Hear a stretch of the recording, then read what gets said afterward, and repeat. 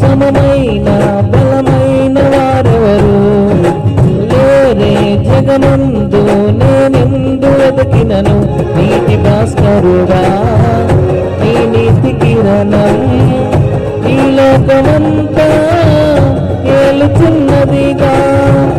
నీతి భాస్కరుడా నీ నీతి కిరణం ఈ లోకమంతా ఏలుచున్నదిగా.